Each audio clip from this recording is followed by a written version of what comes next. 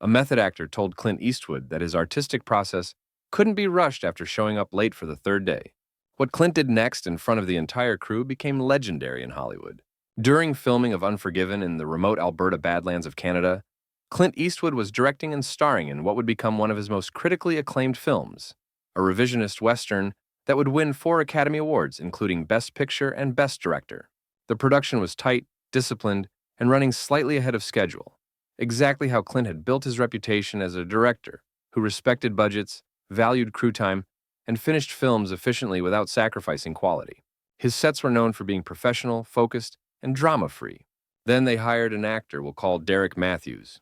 Matthews was a respected stage actor from New York who'd recently gained attention for an intense performance in an off-Broadway production. He'd studied at prestigious acting programs, trained in various method techniques, and considered himself a serious artist. His agent had pushed hard to get him a supporting role in Clint's film, a key character who appeared in several important scenes. Clint's casting director had reservations. She told Clint that Matthews was talented, but had a reputation for being difficult, very method, very particular about his process.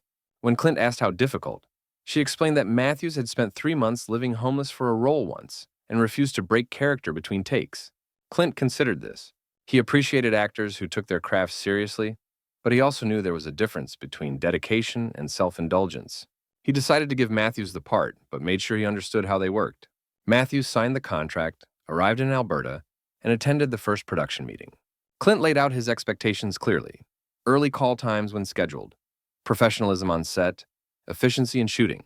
The crew worked hard, and Clint expected actors to match that energy. Matthews nodded through the meeting, but seemed distracted, as if the logistics of filmmaking were beneath him. He was there to create art, not punch a time clock. The first day Matthews was scheduled to shoot, the call time was early morning.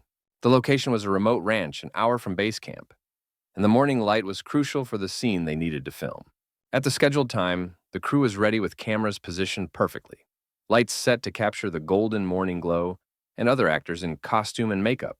Clint was in his director's chair reviewing the shot list, mentally rehearsing the day's work. The entire machine was oiled and ready to run, but Derek Matthews' trailer door remained closed, dark, and silent. After multiple attempts to get his attention, Matthews finally opened the door over an hour late, still in his street clothes, hair uncombed, looking genuinely annoyed at being disturbed rather than embarrassed about being late. Matthews said he was preparing, that his process required deep internal work before he could inhabit the character, and that this couldn't be rushed. He insisted this wasn't some sitcom where you just put on a costume and say lines, but serious acting. The assistant director explained they were losing the morning light and that the entire crew was waiting. Matthews replied that art doesn't work on a schedule and closed the door. Clint, informed of the situation, decided to shoot around him and move to a different scene. The crew scrambled to reposition, losing valuable time in the perfect morning light they'd specifically scheduled for Matthews' scene. By the time Matthews emerged ready to work, they'd lost 2.5 hours. Clint said nothing. He simply adjusted the shooting schedule, got Matthews through his scenes efficiently, and moved on. But he was watching. The second day Matthews was scheduled, the same situation repeated. The call time was early for the same crucial reasons at the same remote location requiring an hour drive from base camp. At the scheduled time, Matthews' trailer was dark and silent, and remained so for well over an hour. The crew was getting visibly frustrated. When the assistant director knocked with less patience, Matthews answered wearing a bathrobe and sipping coffee as if he were on vacation. Matthews reiterated that his artistic process required time, that he needed to meditate, to center himself, to find the character's emotional truth. He insisted this wasn't television where you just show up and hit marks, but cinema and art. When told that dozens of people were waiting, Matthews replied that they would learn patience and that great performances can't be manufactured on an assembly line. He finally emerged over 2.5 hours late again. When the assistant director explained they'd have to skip his scene and shoot it later, losing another perfect lighting window, Matthews shrugged and said, "If the light isn't right, the light isn't right," as if this vindicated his lateness rather than being caused by it. Clint watched this unfold from his director's chair. He said nothing to Matthews, just adjusted the schedule again, shot what they could, and noted the pattern developing. That evening, Clint's producer approached him about Matthews. After 2 days of major delays causing budget and schedule losses, the producer asked if they should warn or threaten to fire him. Clint said no threats, that he wanted one more day to see if this was who Matthews really was. The third day Matthews was scheduled was critical. It was his biggest scene, A dramatic confrontation that required precise timing with the other actors, complex camera movement, and specific natural light that they'd get for maybe 90 minutes at most. They'd scheduled extra crew, brought in additional equipment, and coordinated multiple departments around the shoot. The call time was early and sharp. Before the scheduled time, the entire crew was ready with actors in position, cameras prepped, lights set, and sound recording. Everyone waiting for Derek Matthews. At the scheduled time, his trailer was closed. It remained closed as time passed with no response to knocking. Clint stood up from his director's chair and walked over to Matthews' trailer himself. The entire crew watched. This was unprecedented. Clint's directing was usually invisible from his chair, quietly efficient. Him walking across set to personally address an actor meant something significant was happening. Clint knocked on the trailer door hard with 3 sharp raps that echoed across the quiet set. After a long moment, Matthews opened the door. He was in his bathrobe again, holding a cup of tea, looking annoyed at the interruption. Clint said quietly that they were ready for him. Matthews replied that he was preparing, that his artistic process couldn't be rushed, that he needed to access deep emotional memories for the scene, and that it takes time. Clint interrupted and asked what time his call was. Matthews launched into a prepared speech about how call times are administrative convenience, that real acting and serious acting requires going to places that can't be scheduled, that he wasn't some television actor who hits their marks and delivers lines, but was creating a character from the inside out. Clint repeated his question, not asking now, but stating with a quiet voice that somehow carried more authority than shouting ever could. Matthews, thrown off by the interruption to his prepared speech about artistic integrity, admitted his call time and said it was just a guideline. Clint stated that it was now well past the call time, that Matthews was an hour late for the 3rd day in a row, and that dozens of people had been waiting for him, people who got there on time despite having the same early call. Matthews said that great art requires sacrifice, that those people are being paid to wait, and that's literally their job, and that his job is to create something transcendent, something that will last beyond the production schedule. He said that Clint, of all people, should understand that real artistry can't be confined to schedules. Clint cut through the speech and told Matthews to pack his things. Matthews stopped mid-sentence with his mouth open.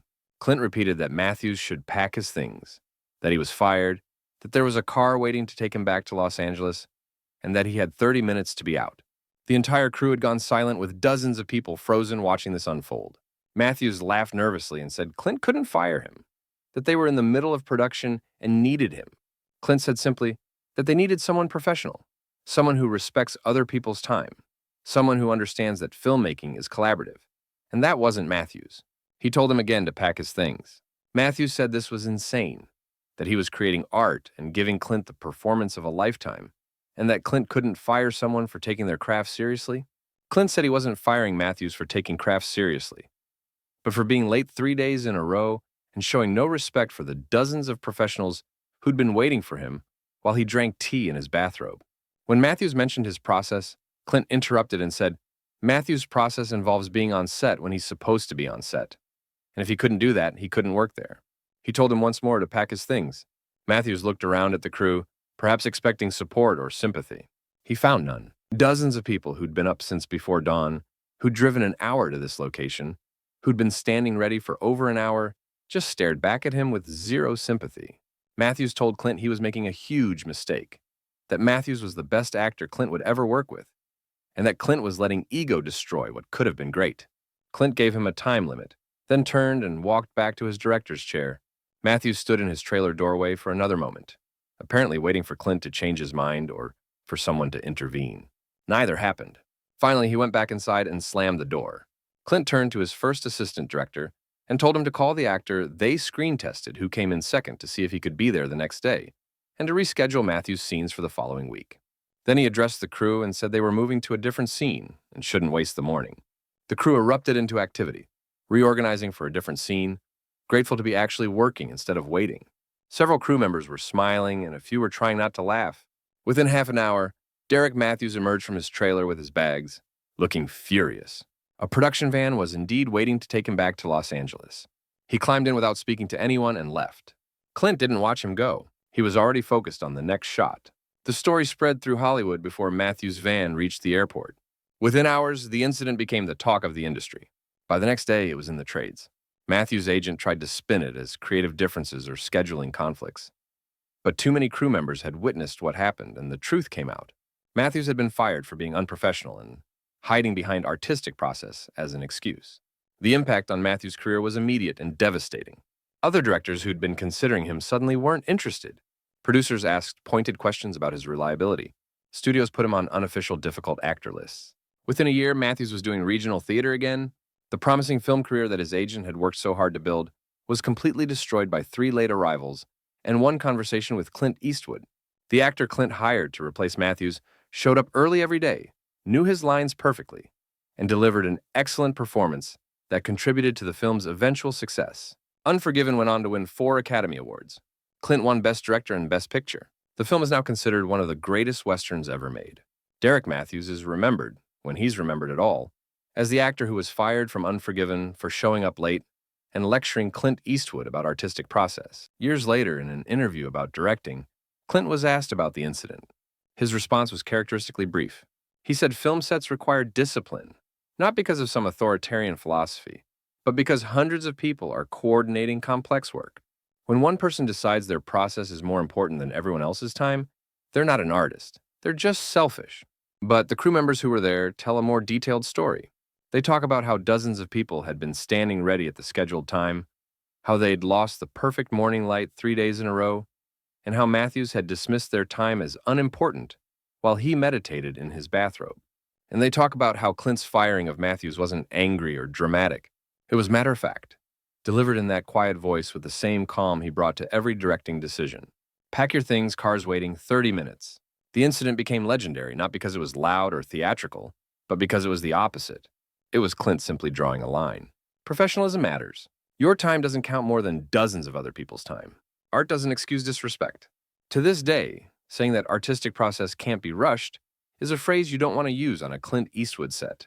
And showing up late while everyone else is ready is a career mistake you only get to make once.